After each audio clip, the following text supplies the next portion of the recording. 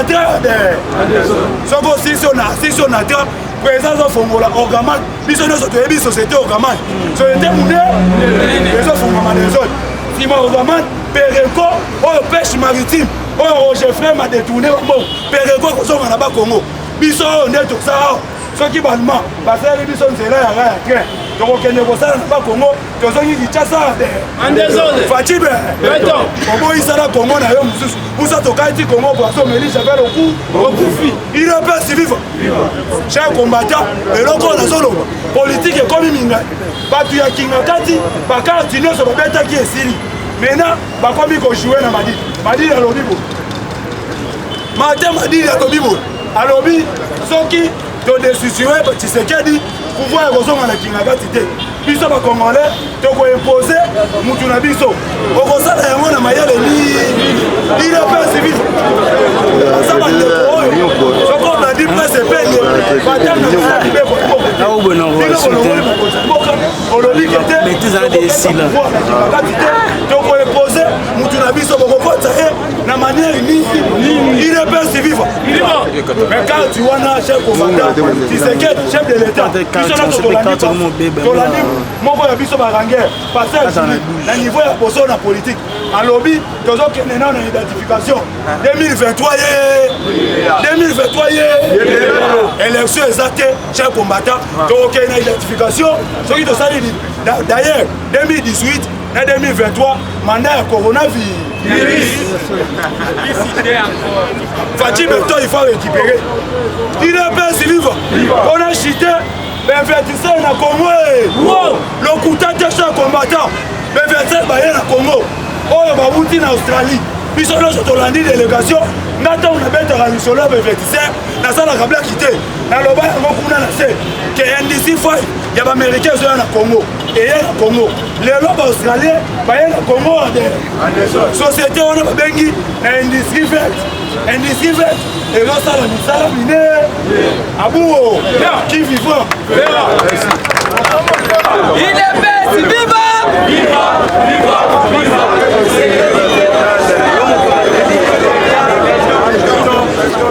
batu ya FCC bandeko na ngai bao bayebinga na moment tozoloba baza deja ya kobola botuna nini Joseph Kabila a répondu à Martin Fayulu na musitu kena président azaka Félix Tshisekedi Tshilombo bona nini place ya chef de l'état ezalaka na palais de la mais tomoni Kabila ye moko na parlement siko chef de l'état ça wapi donc pour comprendre que na moment tozoloba eloko eza kobangisa bango eza makambo ya recensement tomoni déjà na tongo awa DG ya ONU Richard Ilunga sali rapport na ye alobi que nous allons organiser le recensement pour donner les Congolais les identités pour la sécuriser bango donc concrétiser promesse ya chef de l'état au moment où nous sommes en train de parler baza ko interpeller déjà parlement ba voter budget pour la élection pour proposer budget pour la identification ya ba Congolais c'est que problème ya bato ya FCC problème na bango ezalaki que parce que tolandi Néhémi na éviter so kolandi Néhémi asali déclaration à lobby accord secret autosignaki na IDPS ezalaki que na 2023 biso tozonga bango bazonga na majorité populaire ata bino moko oyo eza kindoki te betala Fatima Boko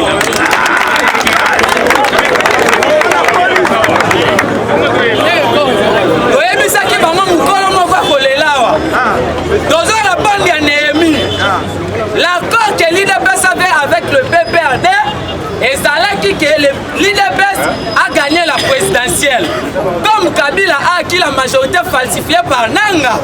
Maintenant, parti à l'intérêt supérieur de la nation. C'est pour cela que coalition qui n'a pas d'intérêt général. Fatih répond à Bango Boye. L'accord ne peut pas exclure les lois du pays. Voire même la volonté de la population congolaise. Bête Fatima Boko.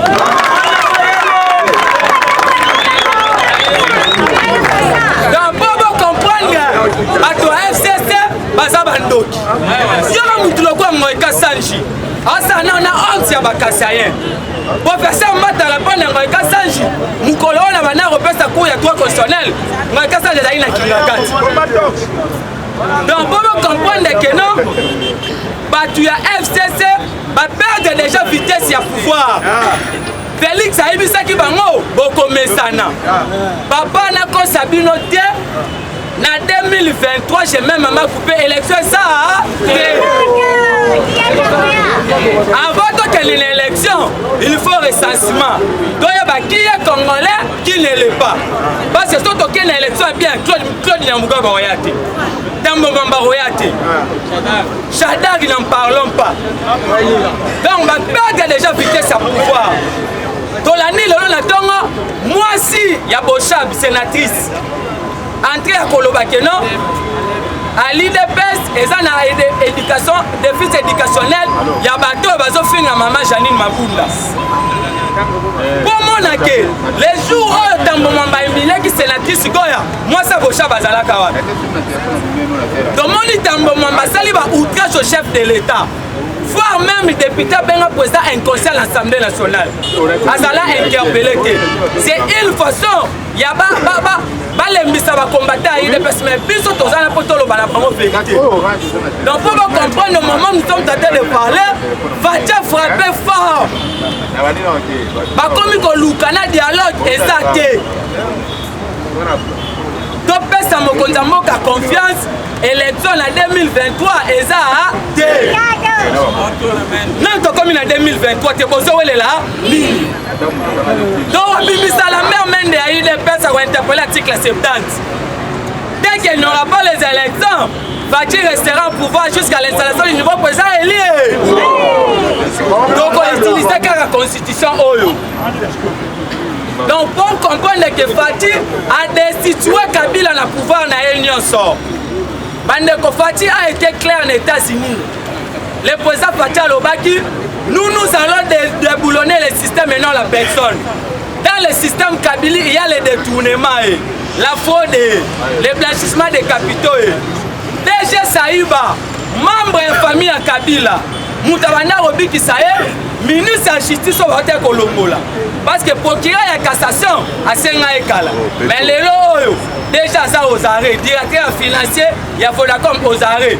Na déjà financier au Japon, Bakangé peut la Tongwa.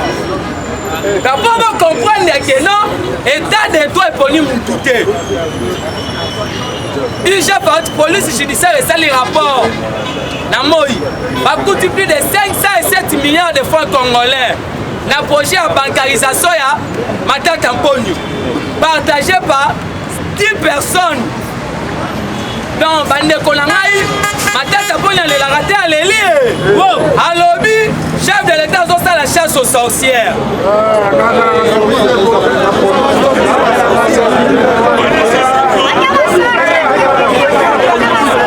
Donc vous comprenez, Toyebisaki bango Fatia zalaki clair. Fatia Lobaki, nous allons instaurer un état de droit. Dans un état de droit, il y aura compilé une justice indépendante. Et au moment où Kabila a soutenu parce qu'au moment où nous sommes en train de parler, Fatia est allé plus loin, il y a qu'à toucher voire même les ressources financières dans Bango. 80% de la voix de Kabila en violation de l'exonération à suspendre Yango. Yango au moni, le dimanche passé, Kabila a reçu Corneille Nanga et Albert Yuma pour que nous allons répondre sur le plan politique. Yango moni rentré dans le Parlement. Il est fait le la constitution est fait son pouvoir, il y a qu'à descendre dans l'Anzela pour barricader route na Batouana. Parce que Bazada ya kobongisa makambuya, pas bloquer serment ya bajuge ya cour constitutionnel. Neko, on a interpréter la constitution, il faut que quelqu'un ait la campicité. Dans un chité, il faut répondre à Koko Nyangi dans sa déclaration. Koko Nyangi, c'est un fou politique. Koko Nyangi a expolié la maison de l'État. Koko Nyangi, ceux qui vont tenir règlement d'ordre de la cour constitutionnelle. Et ça, on va répondre à serment à la juge. Balobi, la juge de la cour constitutionnelle va prêter un serment devant la population et puis devant le président de la République. Automatiquement, le Parlement est une émanation de la population. Moyen de de Marty est c'est que tous les prêter devant le Parlement, prêter devant la population congolaise. Parce que les députés, ils vont faire le seul mouton c'est le chef de l'État. Donc, perte de pouvoir avec la petite Maboko. Merci beaucoup de Koutani Malassima.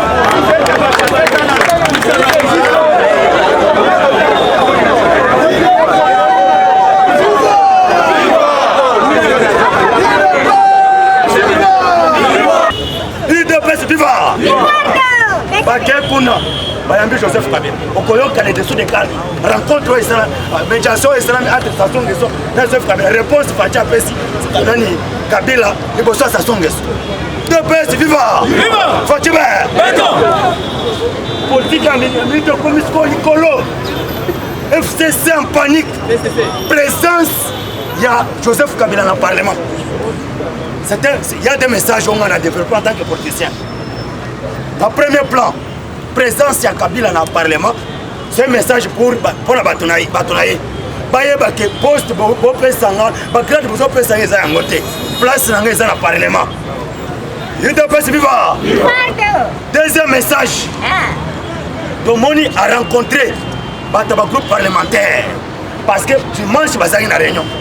Kabila a pas député, il y a une réunion de sénateur, il y a une réunion de la rencontre, Kabila a juré que sur enterrement, forcing et enterrement à Rosa Malone. C'est une question de vie ou de mort. De Bakutana Kingakati. Retour na Yekuna. Au moment où Bakutana Babati, il y a une source qui a influencé Batunaye. C'est pourquoi on a aussi un combattant. Tous à la liste, sur le colère à liste. Tête à tête, ça sonne que ça a fait béton. Erio Moni Fati, quand le président est parti, Jean-Marc Kaboun, signé Augustin Kabou a signé communiqué. Le but est combattant pour que parler du peuple. Donc il y a un secteur qui soutient le Sassou. On a vu loup, Sassou Nguesso.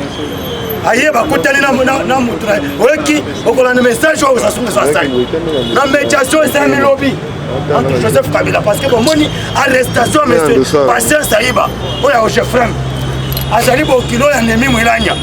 Nemi a su malaria, trouble. Natongo n'a pas fait de déclaration à l'objet. Tu as canadien fatigué, non? FCC pour récupérer le pouvoir en 2023. Mais non, il y a tout nio. Puisque tout nio, on se retrouve pour l'année. Les aïe va secret. Ce qu'on moni ma cambo, ils aïe caché. Et comme vous me demandez, ça dit va qu'on se va préparer. Na maye.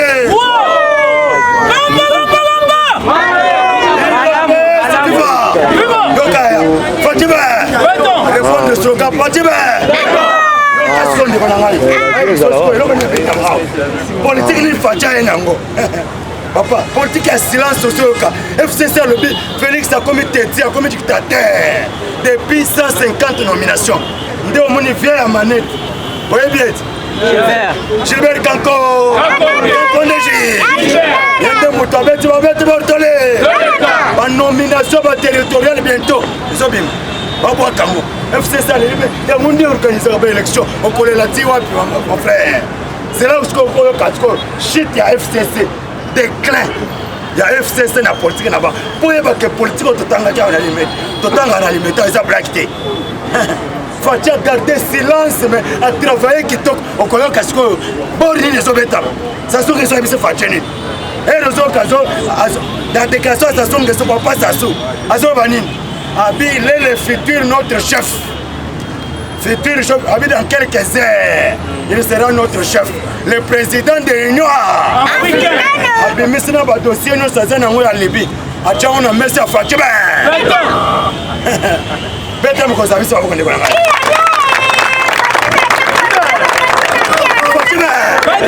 Qu'est-ce qu'on a? Yoka déclaration ça songe ça. Les dessous des cartes au bétango, tête à tête. Oui, Kabila Lobino. Dans le montaquet parlement, Azoba, combien au sénateur?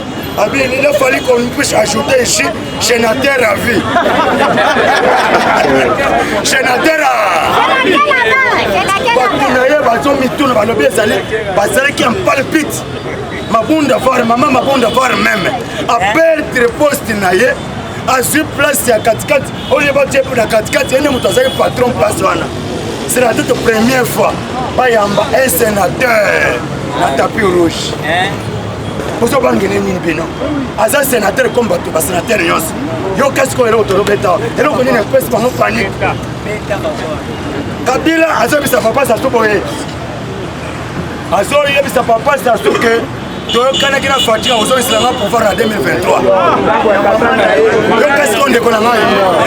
Fatia sikoyo. À répondre à Yabisi Kabila boye. Personne n'a le monopole. Mutu moko te azana monopole ya kozwa pouvoir ko pesa toi ko reconnaître mutu moninga na pouvoir ça ça pouvoir à pesa moninga. Les seuls maîtres à bord reste le peuple corps. Aucun accord n'est au-dessus de la constitution. Fatima politique to la kisema ngeza mukanda ça songe ça vandika hata la bango balobi ke réunion ici rencontre ici à quête de poisson. Yo kasko eloko neno beta mbao. Bamba bamba bamba. Malamu. Ole mio kende. Papa le mio.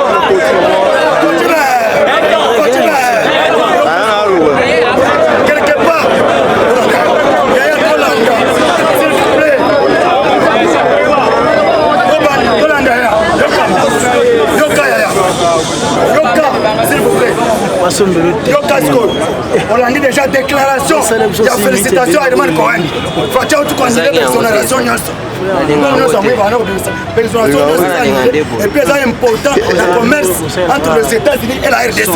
Donc on peut s'avantage ma casse. Parce que par millions on va découvrir pourquoi on va chiffre et chef à tout boîte. Par chef de l'État. Par arrestation ça ma casse. Ah ouais terrain comme ce FCC là va trouver que quand on va s'en Angola. Ça nous laisse ça ça bien. Makamunayo. Niveau est comme ça sur le niveau fatigué. N'a pas proposé au yao. Jadari, votre naïe. Ayat, tu me l'as dit. Cas de monde dans bleu mais très bien. Dans le tout la moussa ça. Il y a quelqu'un restaurant. Tu éviter sur Amazon. Quand tu es bête dans minute, on propose moi na maya qui d'Angola. Dans le prochain Kabila moni un danger. Vous verrez, là qu'on est bête dans ce minute. Quand il faut faire réponse à Pesbang. Personne n'a le monopole de décider du pouvoir si ce n'est pas le peuple, si ce n'est que le peuple congolais. Et cet accord n'est pas au-dessus de la Constitution. Joseph Kabila dit que Fati reste au pouvoir et que Joseph... Deuxième proposition à Kabila, il Fati. Soit, soit Fati a dit quelqu'un à la présidence, il a soutenir le corps de candidat président de la République, mais il a maintenu toujours majorité parlementaire. Yo, qu'est-ce qu'on fait à venir? Fati rejette cette demande en bloc. Le climat était très tendu. Sous l'égide du président Sassou Nguesso, des signaux montrent que la coalition est à la fin. On est allé signer sur la coalition à la soupe. Message au président du PSC qui est le camp Bokoyoka. Bateau vraiment de Konangaï. Mais le professeur est à monter les niños. Parce que et puis vous voyez que sorti à Joseph Kabila, il y a une vidéo qui circule, sorti à Joseph Kabila, il y a eu le courage à d'autres Israël. Il y a eu vendre les boissons pour la ligne. On a sorti à parler du peuple. Parce que les mecs vont aller au Tchémissak. Faut dire, ah on est dans le bas, on a mis cette information par rapport à l'objet. Tout le monde va député FCC, il paraîtrait que les gens les payent. Il faut éviter. So bango bali basala geste moko pona bango parce que boni naïb sabino que non soki mutu ba perdre ba cartouche non Cécile ba ko recourir voir même la jeu de pierre na mabanga na minute FC vous devez être vigilant ba utiliser Martin Fayulu parce que il est le véritable tribaliste le père des tribalistes en RDC il va utiliser que pour activer le tribalisme les autres na ba réseaux sociaux makasi. Il y a un peuple congolais, tous en a unité, tout est le parce que FC ça comment recourir à la tribalisme parce que va préparer va cogner sur la maille. Yo qu'est-ce que la rencontre on a papa nani s'asseoir à Bini. Et Rabimi lelo la déclaration na yé. Boye bakeno pouvoir les la blague té. Fati béton dans la papa. Et raye kona mondo ezaki wana. Black était au sortir l'homme de tapis rouge. Pas qui c'est la tapis rouge. Ba feste oyebi wana. Papa, na bien on est les sabangona ngo. Fati ba. Yo Kasiko. Fati rejette cette demande en bloc. L'FCC a constaté. L'FCC constate que Félix Tshisekedi devient orgueilleux et dictateur. Il ne craint rien.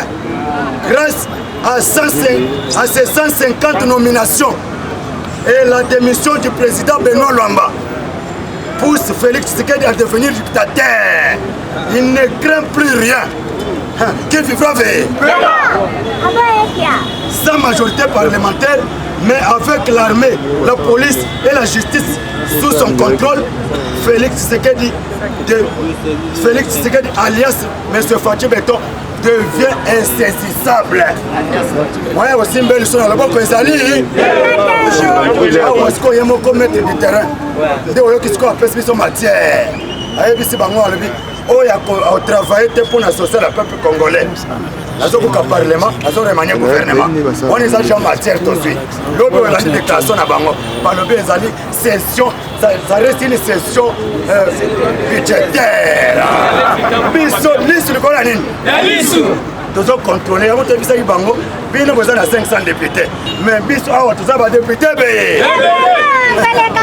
Peuple congolais n'est pas député à Fatou Beton.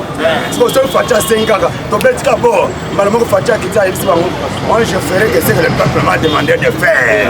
Il y a un moment où la coalition, la coalition, le parlement et comme étiquette. Parlons nous sur voter et qu'on soit comme mire dans les cours constitutionnels.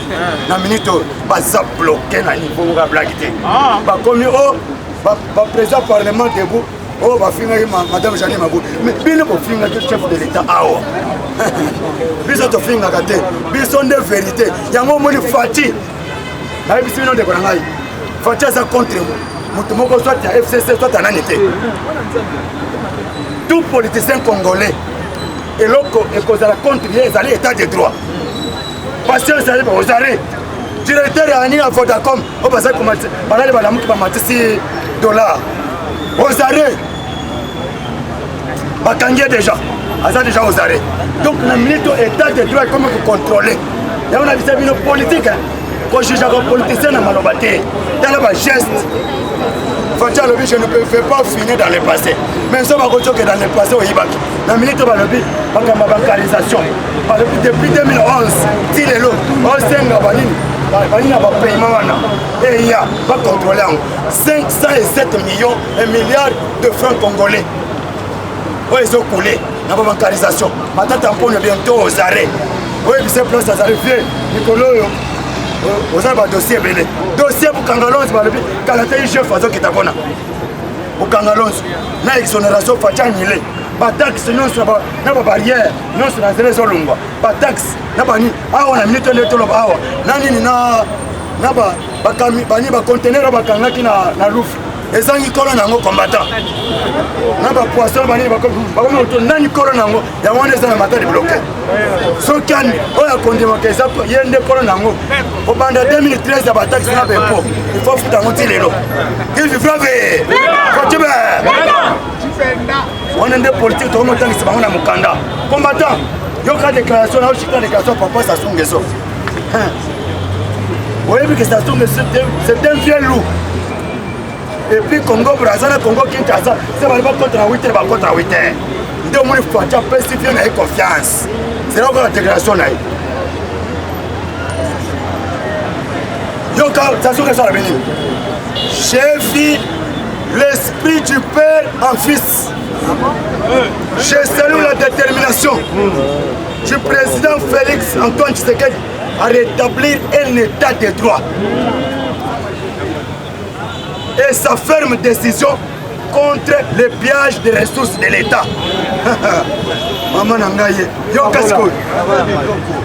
Il doit profiter de sa popularité afin d'imposer les actions sociales de son peuple. Et j'invite la classe politique à faire face au complot et mettre fin au tribalisme, qui est l'ennemi du progrès. J'ai l'obligation de porter mon soutien. Yoka, on est à son j'ai l'obligation de porter mon soutien sur ces deux mandats.